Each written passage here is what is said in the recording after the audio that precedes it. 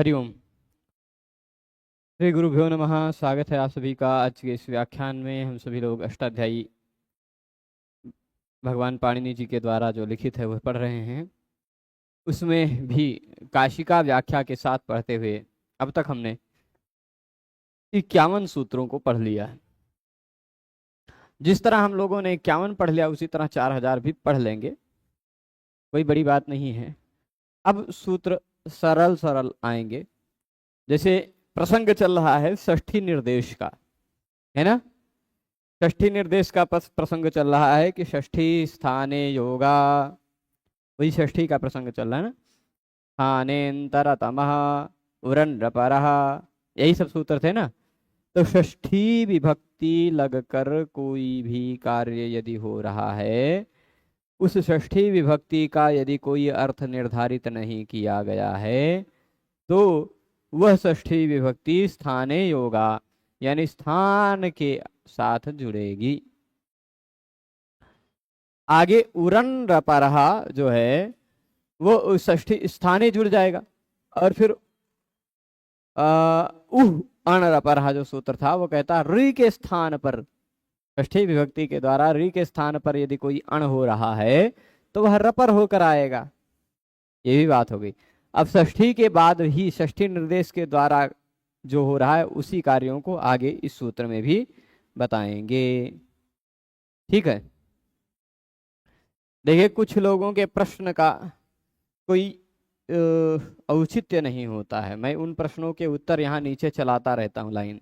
ठीक है, तो उस लाइन को पढ़ लिया करें तो कुछ प्रश्नों का उत्तर मिल जाया करता है। कुछ प्रश्न पूछते हैं अयोध्या में आप कहाँ रहते हैं, अयोध्या में कहाँ पढ़ाते हैं, हम आ सकते हैं क्या, वो सारी चीज़ों का उत्तर यहाँ नीचे लिखा रहता है। हर एक वीडियो में आप देख सकते हैं।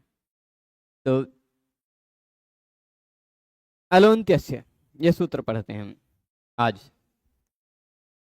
अलह अंत्यस्य, खाली इतना है।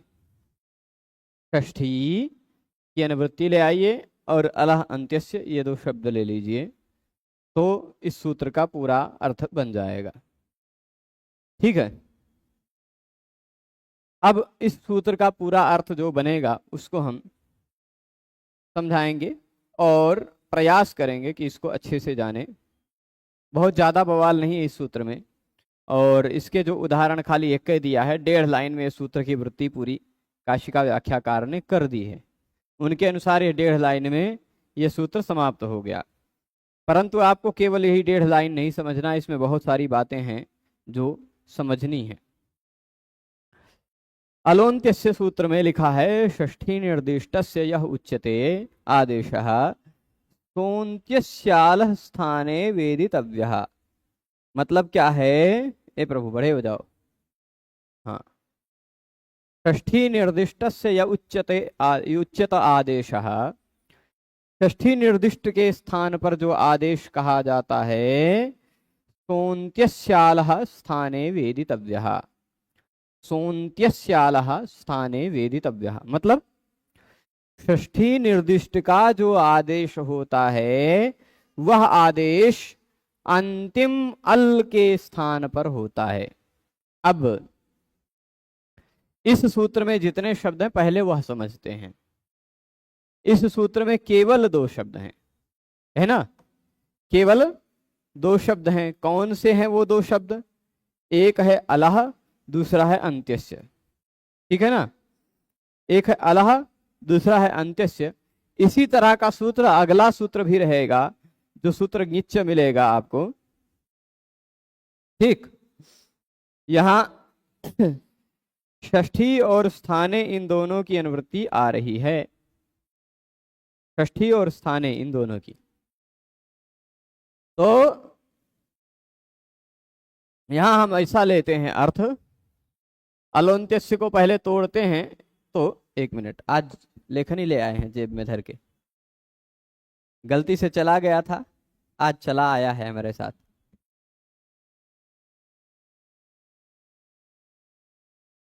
हाँ, अलह अंत्यस्य ये 2 शब्द हैं।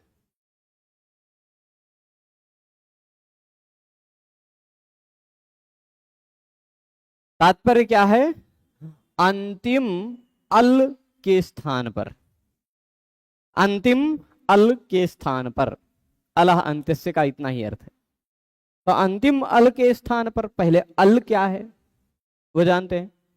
कौन जानता है अल किसे कहते हैं? अल। अच्छा ये बताइए, हाथ तो ज्यादा उठ रहा है, कौन नहीं जानता है कि अल किसे कहते हैं? ठीक है, आप नहीं जानते हैं अल किसे कहते हैं, ठीक है कोई बात नहीं। इसे तो जानते हैं, अ ई उण, जानते हैं इसे? इसे जानते हैं ना, ये याद किया है? ऐसे 14 सूत्रों को लिख डाए ऋलिक एवं एवं छयवरट लण यम गणनम झभय घटधस जब गणदस कब छठ छठतो कपे शर हल। इस अयुण के आ से लेके हल के ला तक के बीच में आने वाले जितने भी वर्ण हैं उनको अल कहा जाता है। ठीक है, अल एक प्रत्याहार है जिसमें संस्कृत के सभी वर्ण आ जाते हैं।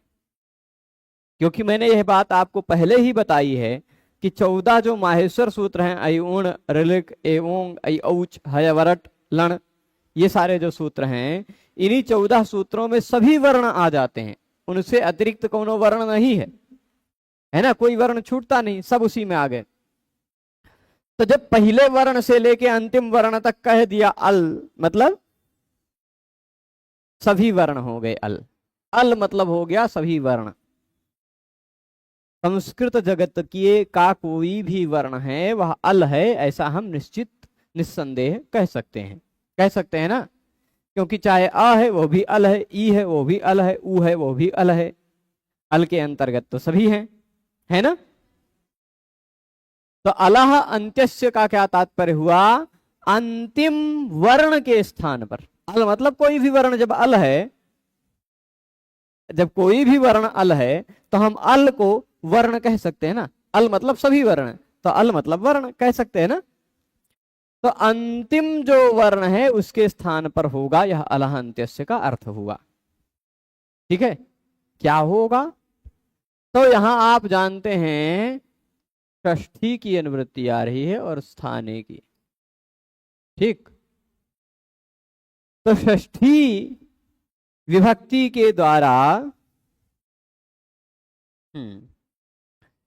षष्ठी विभक्ति के द्वारा पूरे व्याकरण में कोई भी कार्य हो रहा हो, षष्ठी विभक्ति के द्वारा पूरे व्याकरण में कोई भी कार्य हो रहा हो, वह कार्य किसके स्थान पर करना है यह निश्चित न हो तो आप अंतिम वर्ण के स्थान पर करें वह कार्य। यह इस सूत्र का तात्पर्य है। ठीक है, षष्ठी विभक्ति के द्वारा किसी के भी स्थान पर कोई भी कार्य हो रहा हो, वह कार्य यदि निश्चित न हो कि किसके स्थान पर करना है तो अंतिम वर्ण के स्थान पर कर डालें। ये ठीक है, ये निर्धारण करने के लिए भी सूत्र है, इसीलिए परिभाषा सूत्र है। देखिए, षष्ठी निर्दिष्ट से यह उच्यते, षष्ठी निर्देश के द्वारा जो कोई भी कार्य कहा जाता है, उच्यते मतलब कहा जाता है, षष्ठी निर्देश के द्वारा जो कोई भी कार्य कहा जाता है। अब कैसे पता चले षष्ठी निर्देश? देखिए, इद गोण्याह, यहां उदाहरण दे रहे हैं, इद गोण्याह, यहां गोण्याह में षष्ठी लगी है, नद्याह की तरह, गुणी गोण्याह, है ना। तो ये षष्ठी निर्देश के द्वारा जो ई हो रहा है वह गोणी के अंतिम वर्ण के स्थान पर होगा, ये मतलब होगा। ठीक, एक सूत्र और दादा दादी पढ़े होंगे आप, हो सकता है ये सूत्र जरूर पढ़े होंगे, अल तो मिटा देता हूं मैं, यह सूत्र आपने जरूर पढ़ा होगा, त्यदा दी नाम आह, ऐसा है, यद्यपि मह लिखा है पर मैं तोड़ कर लिखा हूं, त्यदादि नाम अह। ठीक, त्यदादि नाम सूत्र है सर। तो इस सूत्र में यह त्यदादि नाम शब्द में षष्ठी विभक्ति लगी है कि नहीं? रामानाम, बालकानाम, पुस्तकानाम इत्यादि की तरह त्यदादि नाम है ना, हरिनाम, हरिनाम की तरह। तो त्यदादि नाम यह षष्ठी विभक्ति का रूप है। इस षष्ठी विभक्ति के द्वारा जो कार्य किया जा रहा है त्यद आदि शब्दों के स्थान पर, इस सूत्र का अर्थ क्या हुआ? त्यद आदि शब्दों के स्थान पर, त्यद आदि नाम मतलब षष्ठी विभक्ति लगी है तो स्थाने अर्थ लिया जाएगा कि नहीं? षष्ठी स्थाने योगा ने कहा पूरे व्याकरण में किसी भी सूत्र में कहीं भी षष्ठी विभक्ति लगी हुई हो और उसका अर्थ विशेष न निर्धारित हो तो वहां हमें स्थाने जोड़ देना है। तो त्यदादि नाम का मतलब क्या हो गया? त्यदादि नाम स्थाने, ऐसा जोड़ देना है ना? त्यदादियों के स्थान पर त्यद आदि जो शब्द हैं, त्यद तद यद एतद अस्मद युष्मद इत्यादि जो शब्द हैं, उन शब्दों के स्थान पर अ हो जाएगा। अब आप बताइए, यह शब्द है तद, तद शब्द के बाद सु प्रत्यय लगा है तो त्यदादि नाम अह कहा, तद के स्थान पर अ हो जाए। तब आप बताइए तद को पूरे तद, प्रश्न यही उठता है कि पूरे तद के स्थान पर आ हो कि केवल त के स्थान पर आ हो कि द के स्थान पर आ हो, यह प्रश्न उठता है कि नहीं? तो जो षष्ठी विभक्ति के द्वारा कार्य किया जा रहा है वह कार्य यदि निर्धारित नहीं किया गया है तो अंतिम वर्ण के स्थान पर होगा। अंतिम वर्ण था द था, उसके स्थान पर आ गया अ। यही होता है अलोन्त्यस्य का तात्पर्य। ठीक है, आपने यदि लघु कौमुदी पढ़ी है तो वहां भी यह अलोन्त्यस्य सूत्र आया है। जब सुधी उपास्य हम बनाते हैं, क्या बनाते हैं? सुधी उपास्य की संधि करने के बाद उसमें अन चिच इत्यादि लगाने के बाद झलाम जस झसी भी लगा देते हैं, ऐसी स्थिति हो जाती सु द ध य। अब तीन व्यंजन वर्ण एक साथ आ गए। तीन व्यंजन वर्ण यदि एक साथ, दो या दो से ज्यादा व्यंजन वर्ण आते हो एक साथ तो उसको क्या कहा जाता है? दो या दो से अधिक व्यंजन एक साथ आए तो उसको क्या कहा जाता है? संयोग कहा जाता है ना? हलोनंतराः संयोगः। दो या दो से ज्यादा व्यंजन है यहाँ एक साथ, है ना? अच्छा, ये जो संयोग है केवल यह संयोग नहीं है, केवल ध संयोग नहीं है, केवल द संयोग नहीं है, ये तीनों वर्ण संयोग हैं। तीनों वर्णों को क्या कह दिया गया? संयोग। संयोग से मतलब यह जो संयोग आ रहा है, यह संयोग कहां आया? किसी शब्द के अंत में आ गया। अब जो शब्द संयोगांत हो जाता है, यानी जिस शब्द के अंत में संयोग आ जाता है, जिस शब्द के अंत में संयोग आ जाता है उस शब्द का इस सूत्र से लोप हो जाता है। किस सूत्र से? संयोगान्तस्य लोपः। संयोगान्तस्य लोपः। संयोगान्तस्य लोपः का मतलब क्या है? संयोगः अन्तः यस्य सः संयोगान्तः। संयोग है अंतिम वर्ण जिसका, संयोग है अंतिम में जिसके वह संयोगांत। तो सुद ध य के अंत में संयोग है द ध य का, तो यह शब्द हो गया संयोगांत। संयोगांत से लोपा ने कहा कि यह शब्द संयोगांत जो है, वेद जी, यह शब्द जो संयोगांत है इस पूरे शब्द का लोप कर डालो। ठीक है, संयोगांतस्य लोपः। संयोगांतस्य लोपः का मतलब जिसके अंत में संयोग हो उसका लोप। अब उसका लोप मतलब पूरे सुदधय का लोप होने लगा। लेकिन आप जब संयोगांतस्य लोपः सूत्र को गहराई से देखेंगे तो आपको दिखाई पड़ेगा कि यहाँ रामस्य की तरह षष्ठी विभक्ति लगी है ना? यह सूत्र जो कार्य कर रहा है वह षष्ठी निर्देश के द्वारा कार्य कर रहा है, और षष्ठी निर्देश के द्वारा जो कार्य होता है वह केवल अंतिम वर्ण के स्थान पर होता है। ठीक है, तो जो यह लोप कर रहा है वो पूरे सुदधय का ना होकर के केवल यह का लोप होने लगा, जिसको यण प्रतिषेधो वाच्य रोक लेगा तो शुद्ध उपास्य बनता है। ठीक है, ये बात बता दिया। गुरुजी, धातु पाठ के लिए कौन सी पुस्तक ली जाए? पुस्तक की जरूरत नहीं है, ज्यादातर ग्रंथों के परिशिष्ट में, सिद्धांत कौमुदी के परिशिष्ट में मिल जाती है, अष्टाध्यायी के परिशिष्ट में मिल जाती है, धातु पाठ मिल जाते हैं। धातु और उसका अर्थ, या सस्वर लेना चाहें तो पुष्पा दीक्षित माता जी ने उसका प्रकाशन करवाया है, अच्छा है, वो ले सकते हैं आप। ठीक है, तो जी निर्देश का मतलब चलिए ठीक है। इसमें कौन सा शब्द लगा है? संयोगांतस्य में कौन सी विभक्ति लगी है? षष्ठी विभक्ति लगी है ना। तो अब मैंने, आपका नाम क्या है? क्या? अभी? अमृत। मैंने कहा अमृत, तो मेरे इस अमृत शब्द से किसका निर्देश हुआ? आपका निर्देश हुआ ना, इसी को कहते हैं निर्देश। मैंने कहा वेद, तो वेद शब्द से किसका निर्देश हुआ? अमुक व्यक्ति का निर्देश हुआ। ठीक, तो यही संयोगांतस्य शब्द से निर्देश मतलब यही होता। इस संयोगांतस्य शब्द में लगी हुई है षष्ठी विभक्ति, षष्ठी विभक्ति लगी हुई है। तो षष्ठी विभक्ति वाले इस संयोगांतस्य शब्द के द्वारा जिसका निर्देश हुआ वह कोई इस तरह का शब्द है जिसके अंत में संयोग आ रहा है। यह कोई एक शब्द है, तो इस षष्ठी विभक्ति वाले संयोगांतस्य शब्द के द्वारा इसका निर्देश हो गया। तो षष्ठी विभक्ति वाले शब्द के द्वारा जिसका निर्देश होता है उस पर जो कोई कार्य होता है वह पूरे के स्थान पर ना होकर केवल अंतिम के स्थान पर होता है। यह इस सूत्र का मतलब है। ठीक है, समझ गए?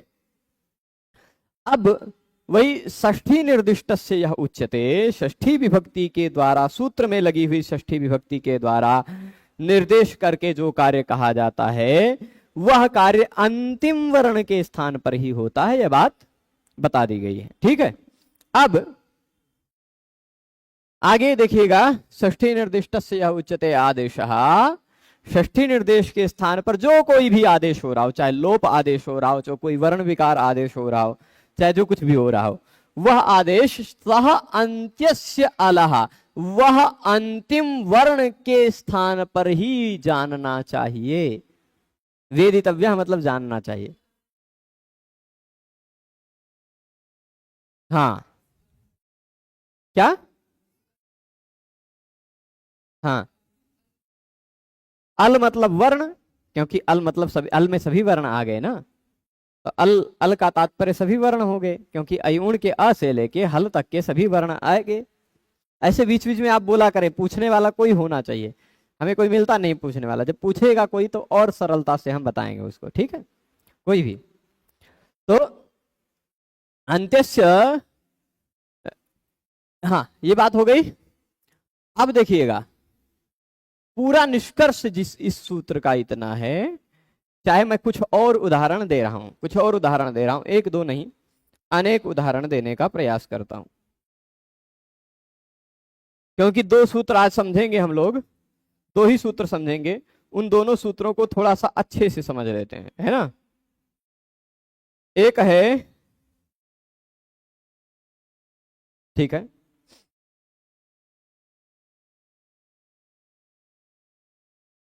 यह सूत्र आप पढ़ेंगे,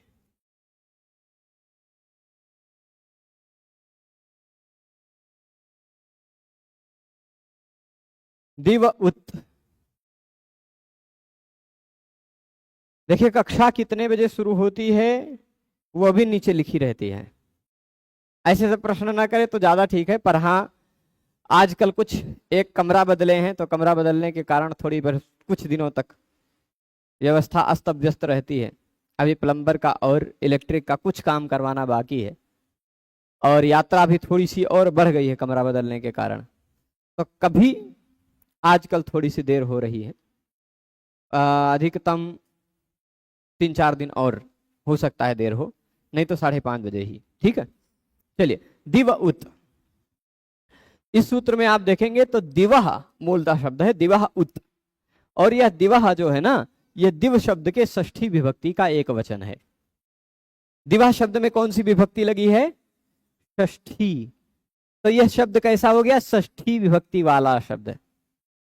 इस षष्ठी विभक्ति वाले शब्द के द्वारा किसका निर्देश हो रहा है? इसका। तो यह हो गया षष्ठी निर्दिष्ट, है ना। यह षष्ठी निर्दिष्ट हो गया कि नहीं? तो षष्ठी निर्दिष्ट जो होता है वह समझिएगा, दिवधन हम लगाते हैं, आउट भी करना पड़ेगा, चलेगा, हम दूसरे जगह जाते हैं।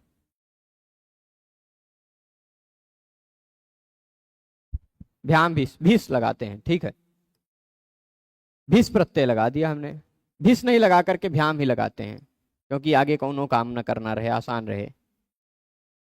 ठीक, दिव के बाद भ्याम प्रत्यय लगा दिया, जैसे राम के बाद भ्याम लगा करके रामाभ्याम बनता है, वैसे दिवधन भ्याम क्या बनेगा वो हम देखने का प्रयास कर रहे हैं। ठीक है, तभी दिव उत सूत्र जी आए। कौन सूत्र जी? दिव उत जी ने आए, और उन्होंने कहा कि दिव शब्द के अंतिम वर्ण के स्थान, दिव शब्द के स्थान पर उत हो जाता है, यानी उ हो जाता है, दिव के स्थान पर उ हो जाता है। दिवा में लगी है षष्ठी, तो षष्ठी विभक्ति का अर्थ क्या होता है? स्थान पर। तो दिव के स्थान पर उत यानी उ हो जाता है। अब प्रश्न उठा, दिव में के स्थान पर जो उ होना है, यह उ किस निर्देश के द्वारा हो रहा है? षष्ठी विभक्ति निर्देश के द्वारा हो रहा है। और षष्ठी निर्देश के द्वारा जो कार्य हो रहा है, उसमें यदि संदेह हो जाए, षष्ठी स्थाने योगा ने बता दिया कि उसके स्थान पर होगा, पर अब यहां स्थान जो है ना, तीन तीन है, द है, ई है, वह है दिव में, और जो बैठना है वह उत, मतलब उ एक ही है, उ जो है वह एक ही है। तीन स्थानों पर एक ही वर्ण आएगा क्या? तो ऐसे में फिर संदेह होने लग जाता है कि केवल द के स्थान पर लेके आए, कि केवल ई के स्थान पर लेके आए, कि केवल वा के स्थान पर लेके आए, या पूरे दिव के स्थान पर लेकर आए। ऐसा संदेह होता है कि नहीं? षष्ठी निर्देश के द्वारा जो कार्य होगा वह स्थान पर होगा, यह तो षष्ठी स्थाने योगा ने समझा दिया। पर कभी कभी स्थान तीन चार हैं, तो किसके स्थान पर, कौन से स्थान पर बैठा दे, वह निर्णय करने के लिए कुछ तीन चार सूत्र हैं, उन सूत्रों को हम पढ़ रहे हैं। ठीक है, एक है अलोन्त्यस्य, आगे पढ़ेंगे ङिच्च, फिर आगे पढ़ेंगे अनेकाल शित सर्वस्य। ये सूत्र हैं जो स्थान में कहां होना है वह निर्देश बताते हैं। ठीक है, तो दिव उत, ये तीनों पढ़ने के बाद तीनों में अंतर भी बता देंगे। इसने कहा दिव के स्थान पर ऊ करो, तो प्रश्न उठा पूरे दिव में किसके स्थान पर करें? तभी अलोन्त्यस्य जी ने कहा क्योंकि दिवा शब्द में षष्ठी लगी हुई है, तो यह दिवा के द्वारा ये जो हो गया, यह षष्ठी विभक्ति के द्वारा निर्दिष्ट हो गया। षष्ठी निर्दिष्ट जो कार्य होगा, जो आदेश कहा जाएगा, वह अंतिम वर्ण के स्थान पर ही होगा। तो दिव में जो तीन वर्ण है उसमें अंतिम वर्ण व है, उस व के जगह पर हो गया उ। यही अलोन्त्यस्य सूत्र के फलस्वरूप कार्य हुआ। यदि अलोन्त्यस्य सूत्र नहीं होता तो पूरा दिव चल बसता, उसके जगह पे उ आ जाता, पूरे दिव के स्थान पर उ आता, क्योंकि दिव उत कहा है। ठीक है, और बार बार पाणिनि भगवान को अंत्यस्य कहना पड़े तो यह भी ठीक नहीं है। त्यदादि नाम अह कह दिया उन्होंने, तो अब आप समझ लीजिए कि त्यद आदि शब्दों के अंतिम वर्ण के स्थान पर आ होगा, है ना। उन्होंने दिव उत कह दिया, तो आप समझ लीजिए कि दिव के अंतिम वर्ण के स्थान पर उ होगा। वो जहां जहां षष्ठी लगा दें, वहां आप यदि कई स्थान वाले हैं, स्थान जो है वह कई हैं, तो अंतिम के स्थान पर करें। यह उन्होंने बता दिया एक बार, बार बार एक बार बताने से क्या हो गया, एक बार अलोन्त्यस्य सूत्र उन्होंने बना दिया, तो बार बार उन्हें अब अंत्यस्य कहने की जरूरत नहीं है। नहीं तो दिव उत सूत्र में उन्हें कहना पड़ता दिवो अंत्यस्य उत, त्यदादीनाम अह में उन्हें कहना पड़ता त्यदादीनाम अंत्यस्य अह, कहना पड़ता कि नहीं? बहुत जगह पर उन्हें अंत्यस्य शब्द का प्रयोग करना पड़ता, पर यहां एक ही बार बता करके वह सारे काम कर ले रहे हैं। ये भगवान पाणिनि की शैली है। ठीक है, कह दिया कि आगे कहीं भी हम और कुछ उदाहरण देते हैं। संयोगांतस्य लोपः तो हमने देख ही लिया है ना। और भी हैं बहुत सारे कार्य। क्या? हाँ जी, जहां भी षष्ठी विभक्ति लगा हो, उस षष्ठी विभक्ति का कोई संबंध निर्धारित न हो, वहां हम षष्ठी विभक्ति के साथ अर्थ में स्थाने ले लेंगे।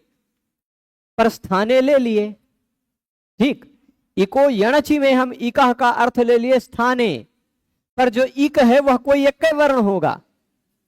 इक जो है वह तो कोई एक ही वर्ण होगा ना, इक मतलब ई उरिल, इक तो कोई एक वर्ण के स्थान पर काम करने को कह रहे हैं, तो वहां समस्या नहीं है। परंतु दिवा उत कह दिया तो दिवह में द ई व तीन तीन वर्ण है, किसके स्थान पर करेंगे आप, है ना। त्यदादि नाम अह कह दिया, त्यद आदि शब्दों के स्थान पर, तो त्यद में त य अ द चार वर्ण है, किसके स्थान पर करेंगे आप। युष्मद में तो और ज्यादा वर्ण है, य उ श म अ द अ, किसके स्थान पर आप कार्य करेंगे, है ना। तो वह ऐसे जगहों पर निर्धारण करने के लिए भगवान पाणिनि ने सूत्र बना दिया अलोन्त्यस्य। जो कोई भी कार्य षष्ठी विभक्ति के द्वारा बोला जाए वहां किसके स्थान पर होना है यह निश्चित ना हो पाए तो आप अंतिम वर्ण के स्थान पर वह कार्य कर लीजिए। स्पष्ट है।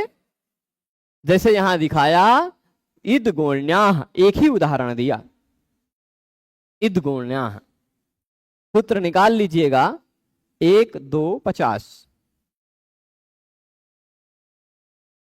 ठीक है। 1 2 50 ये सूत्र निकालेंगे इद गोण्याह, तो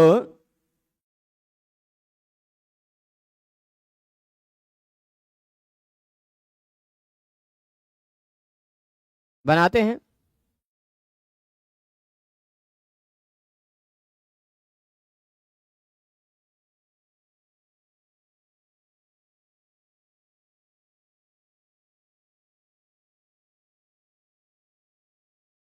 ठीक है, हम पूरा पंचगोणी और दशगोणी शब्द बनाते हैं।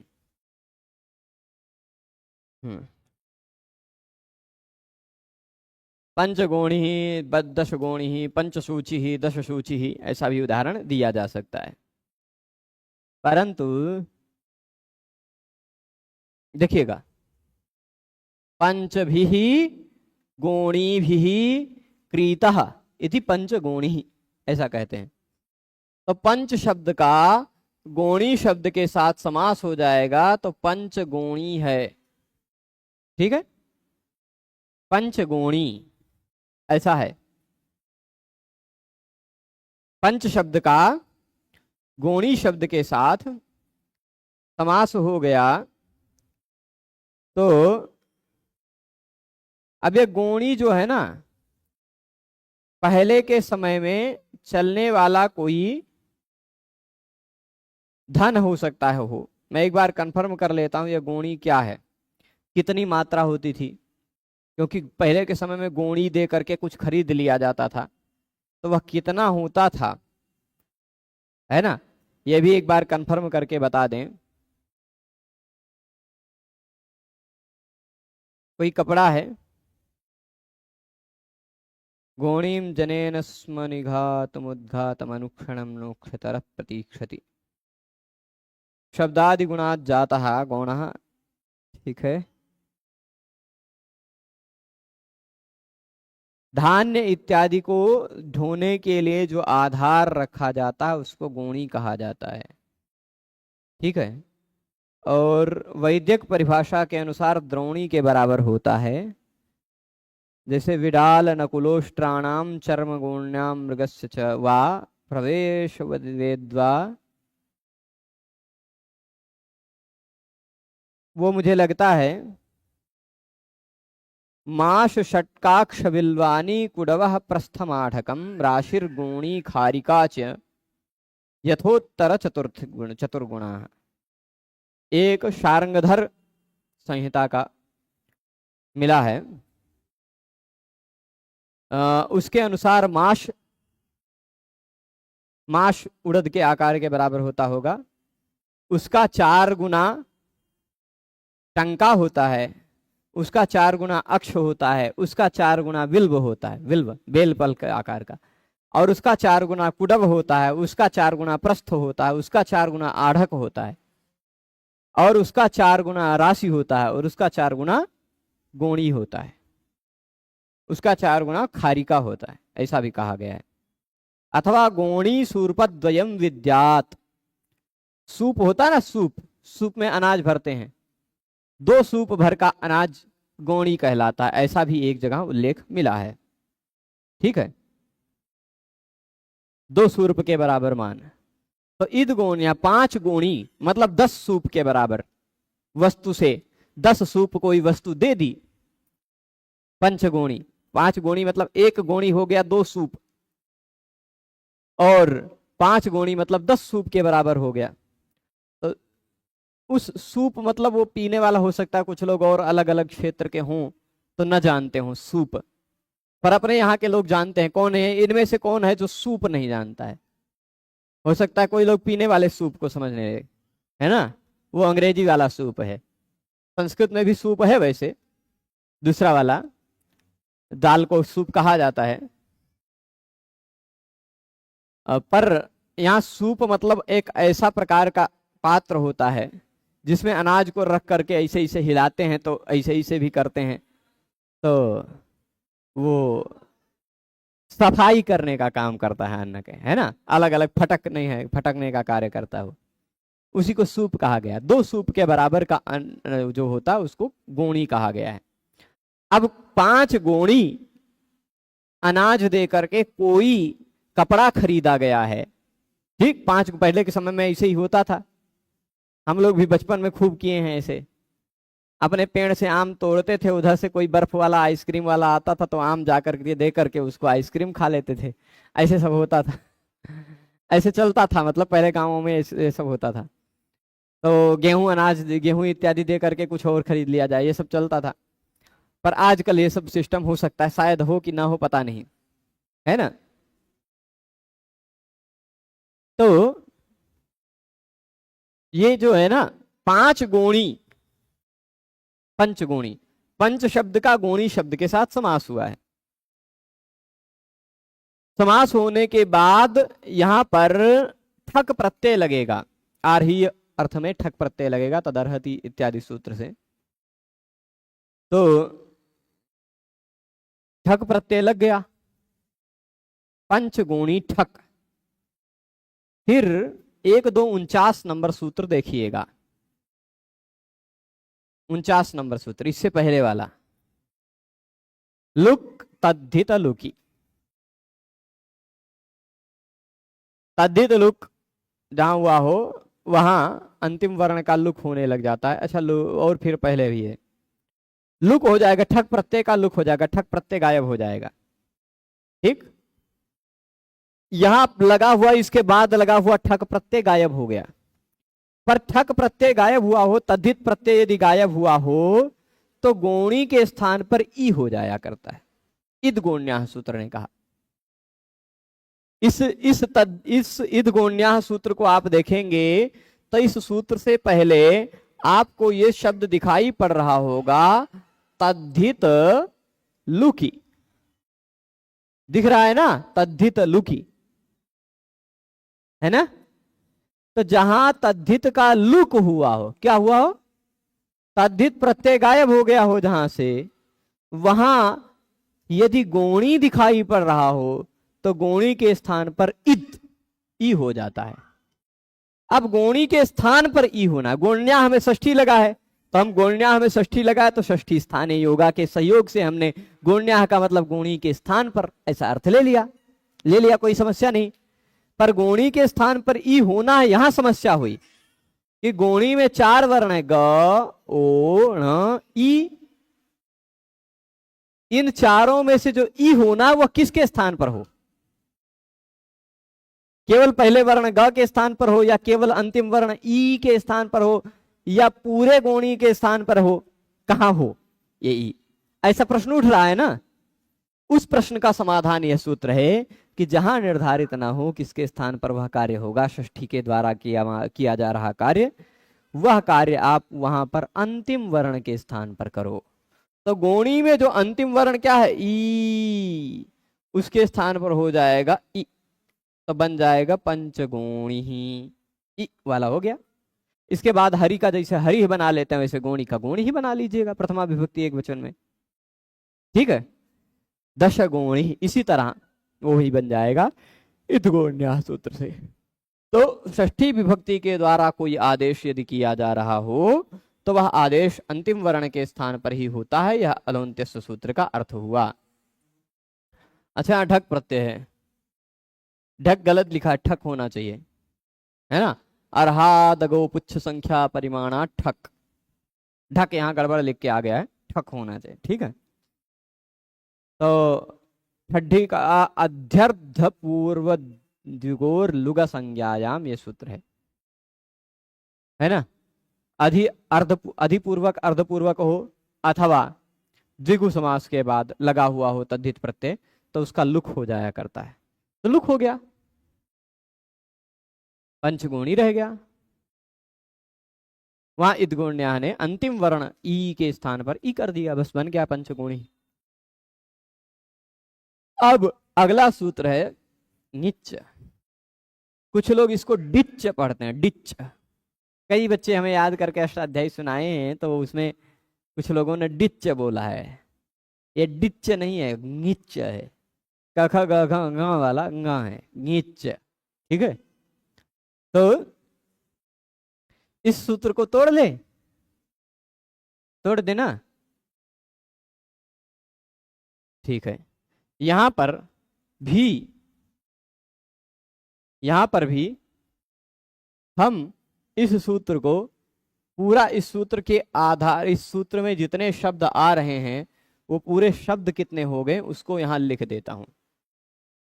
षष्ठी आ रहा है स्थाने गीत सूत्र में दो शब्द हैं, एक गीत, दूसरा च, और फिर अलह अंत्यस्य। ये प्रसंगवश पूरा अर्थ हो गया, खत्म इसका अर्थ। बधाई हो, आप नए सूत्र की वृत्ति बनाना जान गए। जान गए क्या? षष्ठी विभक्ति के द्वारा किसी वर्ण के स्थान पर जो कार्य हो रहा है वह कार्य यदि गीत है, क्या है? गीत है। गीत का मतलब गा की इत संज्ञा वाला, जैसे तातंग, तातंग आपने सुना होगा, पर तातंग अपवाद है इसका, गीत का तातंग विशेष है। हाँ, अनंग कैसा है?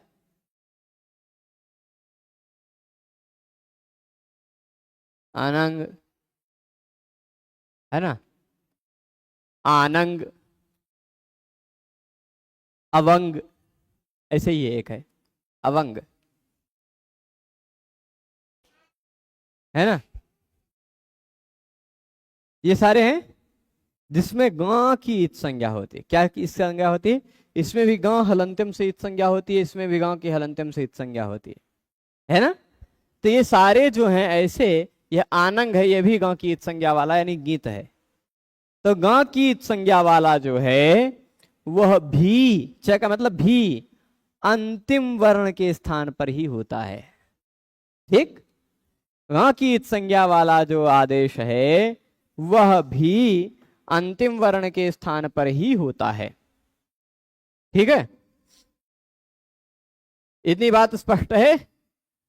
तो गिच ग की इत संज्ञा वाला जो है वह भी षष्ठी के स्थान पर, यदि षष्ठी विभक्ति के द्वारा कोई कार्य हो रहा है वह कार्य गित है, तो गित भी अंतिम वर्ण के स्थान पर ही होगा, यह तात्पर्य है। एक मिनट, कल का ही रखा हुआ गरम गरम जल है, लेकिन ठीक है। हाँ, गिच, ये भी षष्ठी निर्दिष्ट यह आदेश कहा था, गिच यह आदेश है। और जो आदेश, अच्छा यहाँ मुझे लगता है षष्ठी निर्दिष्टा की बात नहीं आई है क्या, देख लेते हैं, क्योंकि वृत्ति में इन्होंने नहीं लिखा।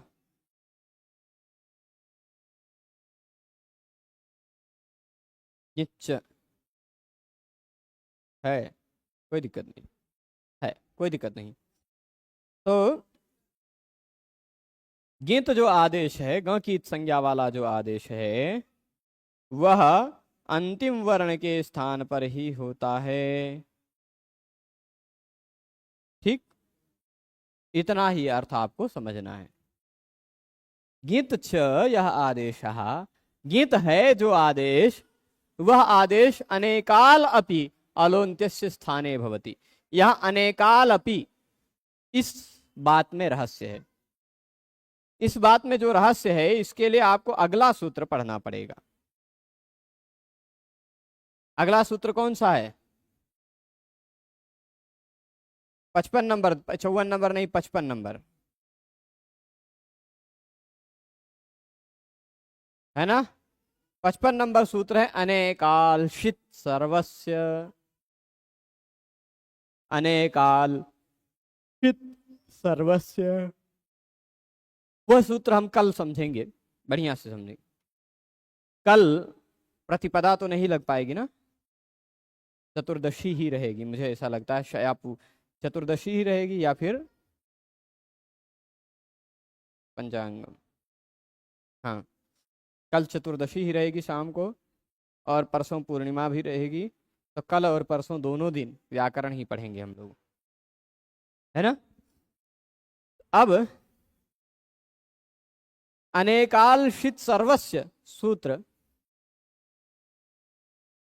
अनेकालशित सर्वस्य, यह सूत्र देखिएगा, अलोन्त्यस्य का अपवाद है।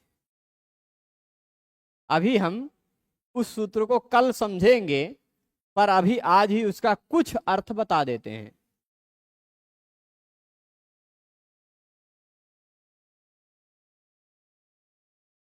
चौवन नंबर या 55 नंबर सूत्र है ना। हाँ, तो अनेकाल शीत सर्वस्य कहता है कि जो आदेश हो रहा है ना, वह यदि अनेक वर्णों वाला है, अनेक अल का मतलब अनेक वर्ण वाला है, अनेक आल का मतलब क्या हुआ, अनेक वर्ण वाला यदि वह आदेश है, अथवा शीत है, श की संज्ञा वाला वह आदेश है, तो वह सर्वस्य पूरे के स्थान पर होगा, अंतिम के स्थान पर नहीं। ठीक, मतलब जो आदेश हम कर रहे हैं, अभी तक हमने पढ़ा था त्यदादीनाम अह, वह त्यद आदि के स्थान पर क्या कर रहा था, अ। कितने वर्ण हैं, एक वर्ण कर रहा था ना। हमने पढ़ा दिव उत, वह क्या कर रहा था, उ। कितने वर्ण हैं, एक वर्ण आदेश कर रहा था। हमने पढ़ा ईद गोण्या, वह क्या कर रहा था, गोणी के स्थान पर ई, एक वर्ण कर रहा था। परंतु जो हो रहा हो, मान लीजिए जिसके स्थान पर हो रहा है वह अनेक है, और जो हो रहा है वह एक है, तब तो हमें संदेह होगा कि किस स्थान पर बैठाया जाए। सीट 3-4 है, जगह बैठने वाला एक ही है, तो वहां पर हमें निर्णय लेने के लिए अलोन्त्यस्य का सहारा लेना पड़ेगा। परंतु जहां आदेश हो रहा है वह भी अनेक है, अनेक वर्ण वाला है, अथवा जो आदेश हो रहा है वह श की संज्ञा वाला है, तो वह पूरे के स्थान पर आएगा, पूरे के स्थान पर आएगा। इसको हम लोग कल विस्तार से समझेंगे, ठीक है। तो अब आप बताइए, यह जो आनंग है, या जो मैंने अवंग बताया, या जो अनंग बताया, वह सब कितने वर्ण वाला है? आनंग, अनंग, अवंग, ये सब कितने वर्णों वाले हैं? अनेक हैं कि एक? अनेक हैं। अनेक वर्ण वाला जो आदेश होता है वह संपूर्ण के स्थान पर हो जाता है, ठीक है। एक वर्ण वाला जो आदेश है वह केवल अंतिम के स्थान पर होता है। देखिए, तीनों सूत्रों का सार मैं बता दे रहा हूं, ठीक है। ये अलोन्त्यस्य जो हमने पढ़ा और गिच्छ जो हम पढ़ रहे हैं, उसके साथ साथ ही अब हम जो अनेकालशित सर्वस्य पढ़ेंगे। इन तीनों का अर्थ क्या है? एक है अलोन्त्यस्य, ठीक, वह कहता है एक वर्ण वाला आदेश, वह एक वर्ण वाले आदेश पर ही यह नियम लगेगा, एक वर्ण वाला आदेश अंतिम वर्ण के स्थान पर होता है। ठीक,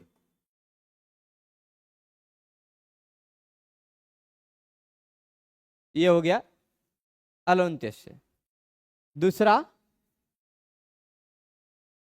हम पहले वो बाद वाला सूत्र जो अभी पढ़ा नहीं है वो पहले लिख देते हैं, अनेकाल षित सर्वस्य। ठीक, उसका अर्थ क्या है? अनेक वर्ण वाला, अनेक वर्ण वाला या हित, हित मतलब श की इत संज्ञा वाला, जैसे औष है या और कोई है, वह आदेश, कॉमा लगाने की जरूरत नहीं है, आदेश संपूर्ण के स्थान पर होता है, संपूर्ण के स्थान पर। ठीक, लेकिन गीत है तो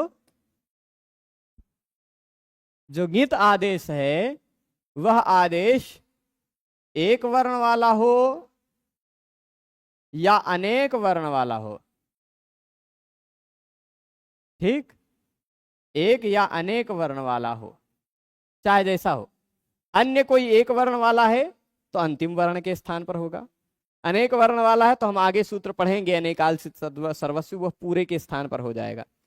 और यदि गौ की संज्ञा वाला है तो वह चाहे एक वर्ण का हो चाहे अनेक वर्ण का हो, है ना, वह अंतिम वर्ण के स्थान पर ही होगा। ठीक, यह इसका निष्कर्ष है। तो गिच्छ इसीलिए बीच में रख दिया क्योंकि ये अंतिम के स्थान पर, ये भी अंतिम के स्थान पर, ये बाद पूरे के स्थान पर होता है, तो अंतिम के स्थान वाला सूत्र पहले बता दिया। इसीलिए इस प्रकार के सूत्र को पुरस्ताद अपवाद सूत्र कहा जाता है। क्या सूत्र? पुरस्ताद अपवाद सूत्र। मतलब सामान्य नियम बाद में बताया, अपवाद नियम पहले बता दिया। सामान्य नियम क्या बताया कि अनेक वर्ण वाला आदेश जो है वह संपूर्ण के स्थान पर होगा, वो बाद में आएगा अभी, है ना, 55 नंबर सूत्र पर आएगा। ये सामान्य नियम 55 नंबर सूत्र पर आएगा, अनेकाल वाला। लेकिन जो विशेष नियम है वह 53 नंबर सूत्र पर ही आ गया, अपवाद। अपवाद नियम पहले बता दिया, सामान्य नियम बाद में। गिच्छ, ठीक है। तो अब यहां देखिएगा, सो अनेकाल अपि, वह अनेक वर्ण वाला है फिर भी अलोन्त्यस्य स्थाने भवति, अंतिम वर्ण के स्थान पर ही होता है। आनंग ऋतो द्वंद्वे, आनंग ऋतो द्वंद्वे, होता पोतारऊ माता पितरऊ। ठीक, होता पोतारऊ माता पितरऊ, ये दो उदाहरण हम लोग समझेंगे। देखिए, मूल रूप से शब्द है होत्री और पोत्री। ये कौन है, कोई जानता है? होत्री और पोत्री, कौन कौन इसमें इन दोनों को जानता है? बताइए, होत्री और पोत्री को कौन कौन जानता है? चलिए, जो जानते हैं वो बहुत अच्छी बात है, जो नहीं जानते हैं वो जान लीजिए, आवश्यक है, बहुत आवश्यक है। क्योंकि यज्ञ और यज्ञ के अंदर प्रयुक्त होने वाले बातों को ब्राह्मण लोग नहीं जानेंगे, ये बहुत सामान्य बात है यज्ञ में। इसको ब्राह्मण लोग नहीं जानेंगे तो और कौन जानेगा? जो याग होते हैं ना, उन यागों में चारों वेदों से संबंधित अलग अलग ऋत्विक होते हैं। ठीक, जैसे अभी पिछले सप्ताह सोमयाग संपन्न हुआ। श्री राम जी का। उस सोमयाग में, सोमयाग में यानी सोम संस्था, ऐसे तीन याग की तीन संस्थाएं हैं। कुछ सोम संस्था के याग होते हैं, कुछ पाक संस्था के याग होते हैं, कुछ हवि संस्था के याग होते हैं। तो उसमें सोम संस्था के यागों में प्रत्येक याग में 16 ऋत्विक होते हैं। 16 ऋत्विक, समझ रहे हैं? ऋग्वेद के संबंधित कार्यों को करने के लिए 4 ब्राह्मण रहेंगे, यजुर्वेद से संबंधित कार्यों को करने के लिए 4 ब्राह्मण रहेंगे, सामवेद से संबंधित कार्यों को करने के लिए 4 ब्राह्मण रहेंगे, अथर्ववेद से संबंधित कार्यों के लिए 4 ब्राह्मण रहेंगे। ठीक, यह 4 4 4 4 कुल मिलाकर हो जाते हैं 16। ये 16 ऋत्विज मिलाकर के यज्ञ करते हैं। कुछ कुछ ऋत्विजों में, कुछ कुछ यज्ञों में 15 की अपेक्षा होती है, कुछ कुछ में और ज्यादा की अपेक्षा होती है, कुछ कुछ में एक ही ऋत्विज से कार्य हो जाता है। ऐसा भी अलग अलग यागों में अलग अलग नियम है। तो चारों वेदों के जो 4 4 ऋत्विज होते हैं उनका गण बना है। मतलब ऋग्वेद से संबंधित जो कार्य करना है उसको करेंगे 4 लोग। होता, जिनका मूल शब्द है होत्री, दूसरे हैं ग्रावस्तुत, तीसरे हैं अच्छावाक, चौथा है मैत्रावरुण। होता, ग्रावस्तुत, अच्छावाक, मैत्रावरुण, ये 4 ऋग्वेद से संबद्ध ऋत्विज हैं। यानी ऋग्वेद से संबद्ध कोई भी ऋचाओं का प्रयोग करना होगा, ऋग्वेद के किसी भी मंत्रों का प्रयोग करना होगा, कुछ भी कहना होगा, तो वह उसका निर्देशन कौन करेगा, उसका देखरेख कौन करेगा, उसको प्रयोग कौन करेगा? यही 4 लोग करेंगे। होता, मैत्रावरुण, अच्छावाक और ग्रावस्तुत। ठीक, ये 4। तो इसमें से एक होत्री दिखाई पड़ गए, ये ऋग्वेद वाले हैं। और ये पौत्री जो है ना, ये पोता, ये अथर्ववेद के हैं। अथर्ववेद से संबंधित कोई कार्य करना हो तो वह 4 लोग करेंगे। ब्रह्मा, ब्राह्मणच्छंसी और पोता आग्निध्र, ये 4। ब्रह्मा, ब्राह्मणाच्छंसी, पोता, आग्निध्र। तो उन्हीं में से पोता हैं अथर्ववेद वाले। ठीक है, पवन का क्रिया करते होंगे। और सामवेद के सुब्रह्मण्य, उद्गाता सुब्रह्मण्य और प्रस्तोता प्रतिहर्ता, प्रस्ताव करने वाले प्रस्तोता, प्रतिहार करने वाले प्रतिहर्ता, उद्गान करने वाले उद्गाता और सुब्रह्मण्य एक हैं। फिर ऋग्वेद हो गए, सामवेद हो गए, अथर्ववेद हो गए, यजुर्वेद बचा है। उसके भी 4 होते हैं। अध्वर्यु पहले प्रमुख हैं, प्रतिप्रस्थाता, नेष्टा और उन्नेता। ठीक, ये उन सबके नाम हैं, कार्य के आधार पर नाम होते। जो उन्नयन करते हैं वो उन्नेता हैं, है ना? ऐसे सबके अलग अलग कार्य विभाजित होते हैं यज्ञों में। तो अब होत्री और पोत्री, होत्री यानी ऋग्वेद के प्रधान ऋत्विज, और पोत्री मतलब अथर्ववेद के 4 ऋत्विजों में से एक। ठीक है, ये भी ऋग्वेद के 4 में से एक हैं, ये अथर्ववेद के 4 में से एक हैं, लेकिन ये ऋग्वेद के 4 में से एक तो हैं पर प्रधान वाले हैं, मुख्य हैं। ये उसमें तीसरे नंबर के हैं, अथर्ववेद वाले में जो 4 में से तीसरे हैं। ठीक है, होता। तो होता और पोता जो कार्य करेंगे, होता है एक और पोता है। यज्ञ चल रहा है, यज्ञ में 16 ऋत्विज है ना, तो हम बुलाएंगे, 2 लोगों की जरूरत पड़ गई, होता जी पोता जी इधर आइए, होता जी और पोता जी, है ना?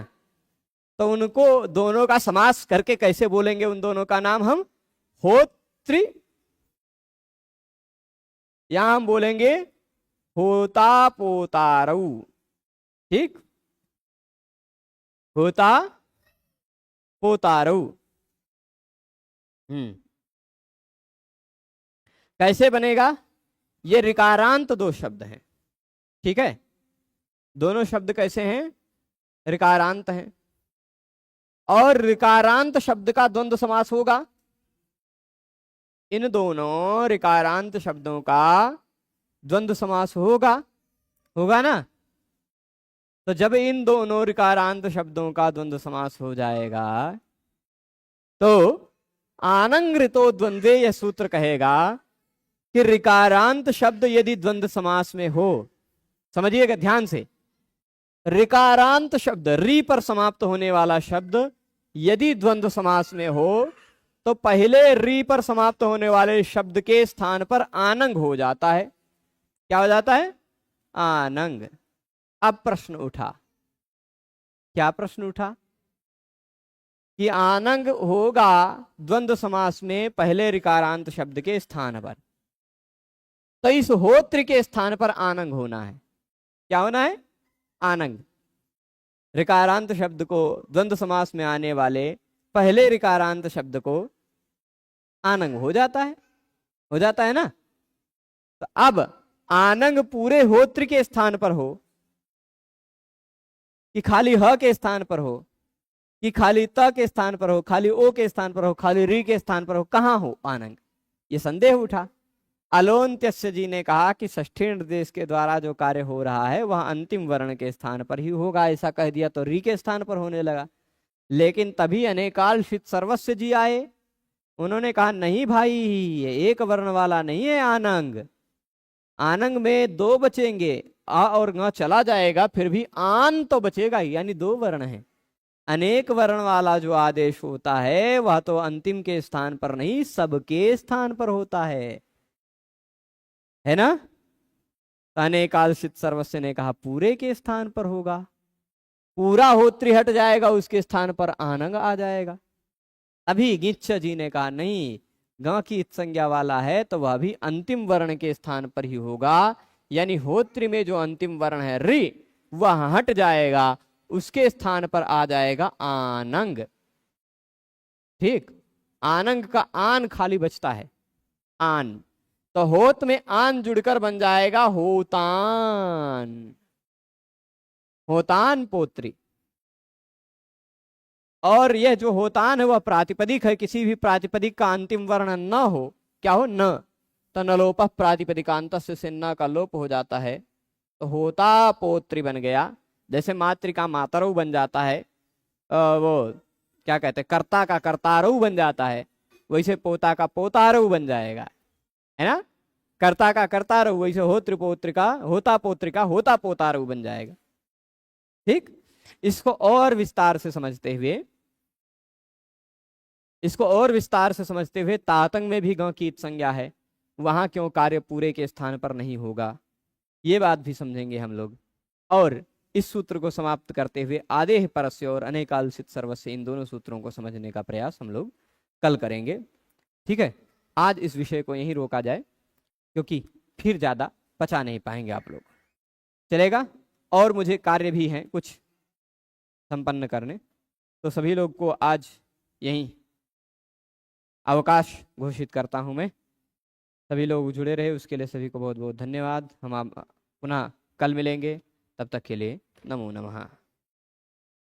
देख लेते हैं प्रश्न क्या है चतुर्दशी पूर्णिमा को। जी, कक्षा रहेगी कल और परसों दोनों दिन, ठीक है।